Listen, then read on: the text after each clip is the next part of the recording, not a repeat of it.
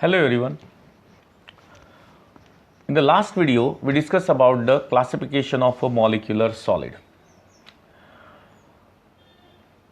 In this video, we are going to discuss about the second type of a crystalline solid, that is the covalent solid or the network solid. This solid called as a covalent solid because in this type of a solid, all the particles are held together by a strong covalent bond. And as we know, the covalent bonds are very strong in nature and directional in nature, therefore they can form the three-dimensional network. So the covalent solids are also called as the network solid. Then what are covalent solid or the network solid? The crystalline solid in which the constituent particles are atoms of nonmetals linked to the adjacent atom by covalent bond throughout crystal to form a three-dimensional giant structure is called as covalent solid. In covalent solid, a network of a covalent bond is formed, hence they form a giant molecule. The covalent bonds are strong and directional in nature, and therefore atoms in these solids are held very strongly at their position. Here we discuss the characteristics of the covalent solid one by one. Covalent solids are a hard solid. They have extremely high melting points, may even decompose before melting. They are poor conductor of electricity and are insulators. They have high enthalpies of fusion. For example,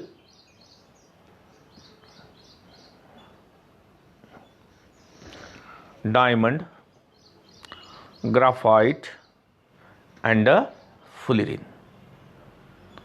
Under covalent solid, we discuss the diamond and graphite in detail. First one is the diamond.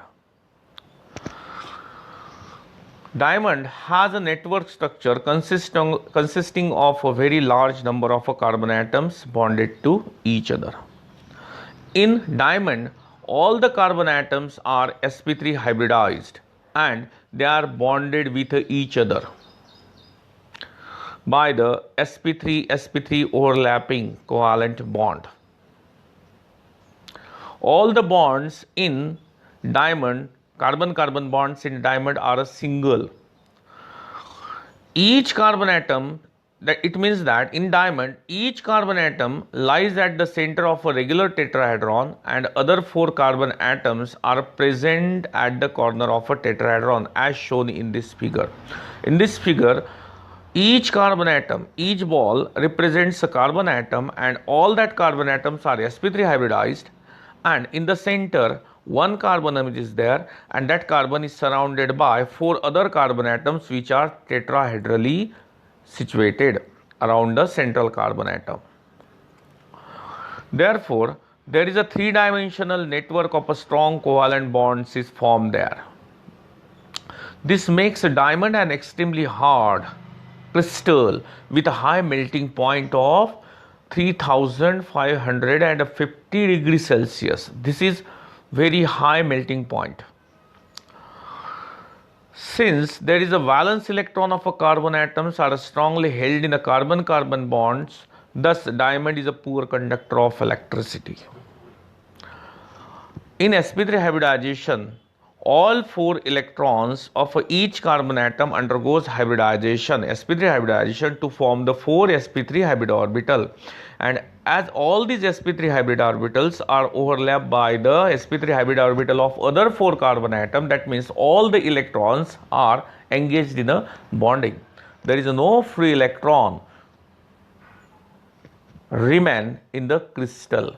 So diamond is a poor conductor of electricity. Next example is the graphite.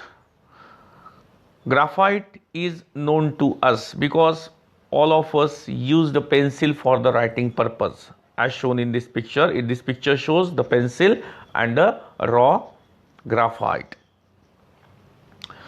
In graphite, each carbon atom is sp2 hybridized and is covalently bonded to 3 other sp2 hybridized carbon atom by single bond, as shown this second figure.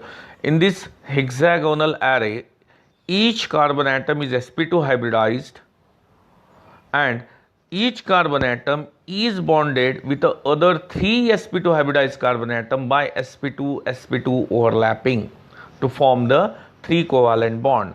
It means that because of sp2 hybridization, the 2pz orbital of each carbon atom is remain unhybridized, which is result in the formation of a pi bond. In this way, graphite consists of hexagonal rings in a 2 dimensions. These arrays of rings form a layer, and these layers are separated by distance 340 picometer. That means the distance between these 2 hexagonal layer is the 340 picometers. Carbon-carbon bond length, that means distance between the 2 sp2 hybridized carbon, is 141.5 picometer. The large distance between these layers indicate that only Wick van der Waals forces holds these layers together, which is also responsible for the soft nature of a graphite. These hexagonal layers are held together. That means the distance between them is a 340 picometer, and this is a large distance.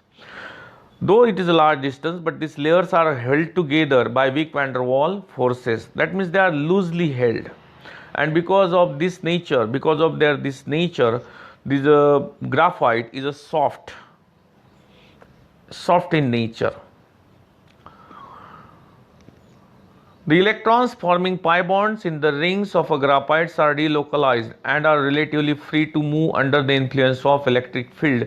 Thus, graphite is a good conductor of electricity. Here is a reason why graphite is a good conductor of electricity, or why graphite rods are used as an electrode in most of the appliances. For example, in case of a dry cell, graphite rod is used as an electrode because of the nature that hexagonal ring layers are held loosely, and the fourth electron, that is the electron from unhybridized 2pz orbital, becomes free, and it is free to move throughout the structure when the electric field is applied. So graphite is a good conductor of electricity.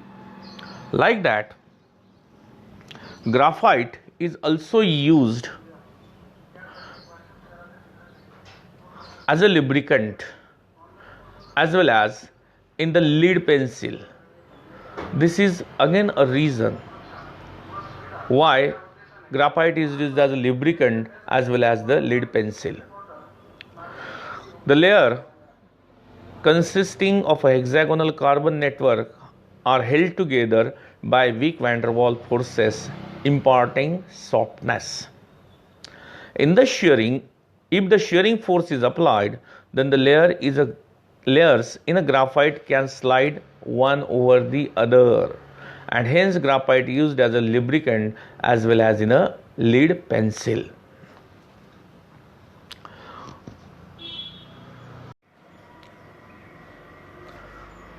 Here 3 pictures are shown. In the first picture, structure of graphite is there. The distance between 2 hexagonal ring layers is a 340 picometer. Red balls are the points represents the carbon atom. The distance between them represents the covalent bond by the black line. Again, the forces between the 2 hexagonal ring layers as the van der Waals bonds or the van der Waals forces.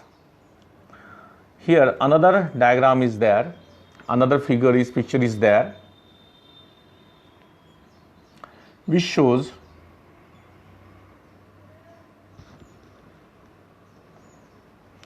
hexagonal ring layers placed one above the other. And last one, this is third one, is the use of a graphite in a lead pencil. In this video, we complete the covalent solid with its example graphite and the diamond. In the next video, we discuss about the remaining two crystalline solid, that is the ionic and the covalent solid. Thank you.